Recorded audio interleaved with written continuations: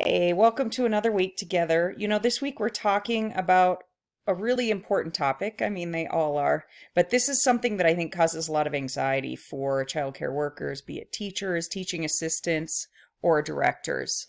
And that's having to talk with a family about having some concerns, right? That could be concerns about some behaviors that aren't getting better, potential disabilities or giftedness. Something's happening and there's concern. The educational system and you are not able to move along with a solution at this point, and so you're trying to address that with parents. We're talking a lot about denial because denial is often the first experience that families have, especially if it's their first child.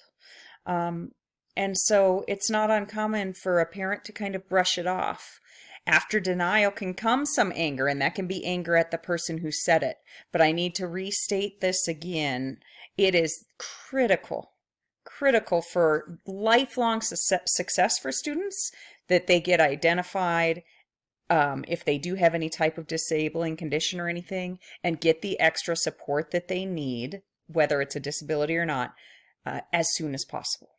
And so you're going to want to do that and document it anyway. Now we're going to talk about what are the best ways to do that, right? And we're not ever going to say, I think your child may have whatever disability, because that's not our role. Even for myself, I've got advanced degrees in psychology and special education. I'm still not going to say that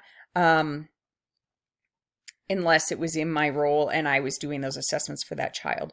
But one thing that we can do could be to share the data that we have, share something like an ages and stages questionnaire to show what we're hoping for and expecting at a particular age, be that socially, emotionally, physically, and so on, and where we're at. And then just a general discussion about talking with their pediatrician or talking with some professionals to see if there are next steps, just to help their child do the best that they can and get where we're all hoping for them to be. But it's a difficult conversation. Don't despair. If you have a family that you've said this to and it's been a little while, maybe it's been a year and you're not really seeing progress, I wouldn't continue to have the conversation over and over, but make sure that you don't just have it once and then let it go forever. If this is a child that, 6 months or 9 months later, you're seeing the same thing, you're going to couch that within some of your other conversations and, again, be as direct as possible and kind and open for their questions and comments as well as possible, because we know that early intervention is key. Now, that being said, you're not going to see for a lot of these families, let's say their child then goes to kindergarten. I'm working with a lot of kindergartners and first graders right now where the families are still in some denial. And so sometimes the teachers are still dealing with that then. However, think about if it's something you really don't want to hear, or, I mean, this is your child, the last thing in the world you want is for them to have something wrong, maybe a disability, things like that.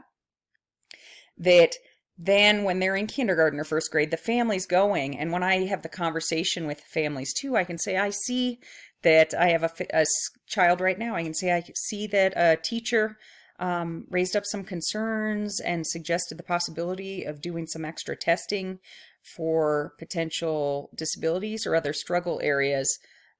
We're having this same discussion now, and your child's now 6. So some of those things, it doesn't even necessarily even need to be said. They're noticing, right? They're like, oh my gosh, now 2 teachers or 3 teachers have said it, or here we are 3 years later and we're still hearing the same thing. Again, that might be the time then where we can finally move ahead and get some extra supports if that denial lasts longer than we would hope for it to. And at 5, 6, we can do a lot still, right? But let's say a teacher never said anything to them until the end of first grade. Then they're going to think, why didn't anyone say anything in preschool? Why didn't anyone say anything in kindergarten? And so if I have someone that is feeling some denial from preschool, and then I can get them the assessments they need by kindergarten or first grade, great. If no one brings it up until first grade, it might take until fourth grade. Those are years we can't get back. And the brain is developing and becoming more hard set and hardwired. And we've just lost some of that development and some of that optimal success that we hope for. So each year that we lose is a very, very important year. And especially once we're getting to early upper elementary, it becomes difficult. I have some families, by the time their child is in third, fourth, fifth, sixth grade, even if they were in denial for a while, they're saying, please test my child. Please help me get this label, this extra support, and so on, so that my child can be more successful. And of course, then that's terrific as well. But the sooner we can do that, the better. Anyway, I look forward to seeing your responses, thinking about how that goes. And for some, that denial piece may not show up, or it may show up just very briefly. And sometimes we'll see anger, but not always. And sometimes it'll just be that real concern, right? Just that big concern, and you might have a family jump right on it as well. So you don't want to delay, you don't want to hesitate, and we want to get these kiddos all of the help that they deserve. I will look forward to talking with you this week. Bye-bye.